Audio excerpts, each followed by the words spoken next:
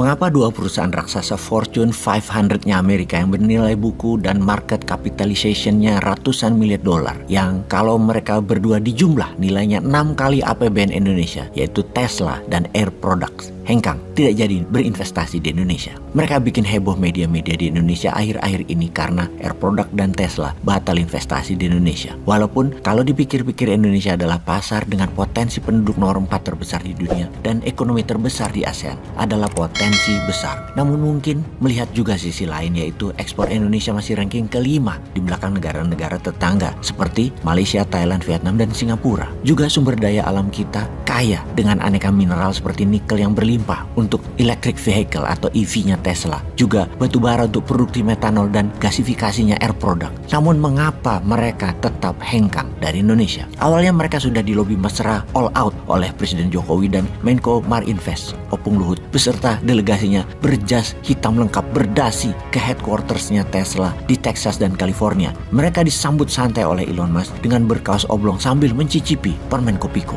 Demikian juga CEO Air Products, Seifi Ghasemi, eksekutif kondang warga negara Amerika keturunan Iran atau Persia, lulusan Stanford University, sempat diundang khusus Presiden Jokowi ke istana bertemu tim Bahlil. Beliau konon sudah berkomitmen berinvestasi 2 miliar dolar JV, joint venture dengan PT Kaltim Primakul KPC, memproduksi metanol. Bahkan Seifi pun turut hadir di groundbreaking proyek di Bengalon, Kutai Timur, Kalimantan Timur. Jadi mengapa mereka tidak jadi investasi di Indonesia? Oke, mari kita melihat dari kacamata teknis saja, jangan bawa ke geopolitik dunia. Pertama, perubahan teknologi super cepat, terutama dalam kasus Tesla, yaitu perkembangan baru belasan teknologi baterai mobil listrik switch dari nickel metal hydride menjadi lithium ion. Teknologi baterai mobil listrik sekarang berkurang menggunakan nikel, berubah menjadi lithium ion. Bahkan baru-baru ini EV, electric vehicle baterai dari bahan fluoride, salt, dan sodium itu sudah beredar. Demikian juga perusahaan CATL dari Tiongkok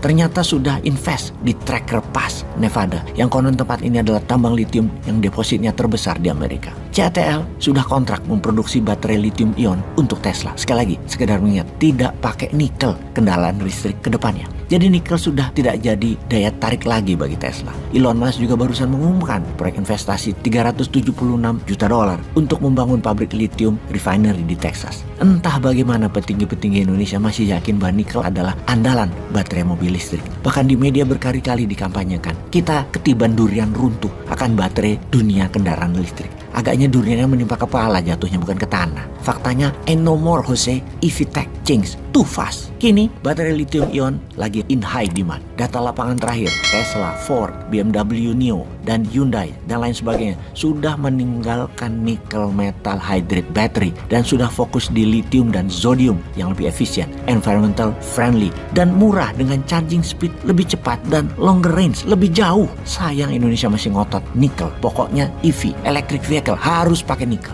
Mirip dengan alasan Tesla, tapi beda untuk Air Products. Air Products juga beralasan teknologi, mengingat mereka lagi membangun hydrogen plant, energi terbarukan atau green energy, dengan tenaga angin dan solar cell matahari. Tadinya Air Products katanya akan memanfaatkan batu bara untuk proyek gasifikasi, membuat metanol joinan dengan KPC. Tapi batu bara kan teknologi fosil yang banyak efek negatif untuk lingkungan. Pemegang saham Air Products menyukai proyek green energy baru mereka untuk masa depan. Mereka tidak pro batu bara lagi, atau lebih memilih green energy daripada pakai batu bara. Kedua, pemasaran dan distribusi masalahnya. Tesla ke Malaysia untuk tujuan marketing dan distribusi menjual mobil-mobil listriknya ke negara-negara Asia dan ASEAN dengan mempertimbangkan masalah logistik. Mengingat biaya logistik Indonesia masih mahal. Akhirnya Tesla pilih di Malaysia karena semua bahan bodi dan baterai mobil listrik Tesla tinggal dikirim dari Tiongkok ke Malaysia lewat darat. Bila di Indonesia, impor bahan-bahan EV, CKD, knockdown dari Tiongkok lewat laut, diassembling di Jawa,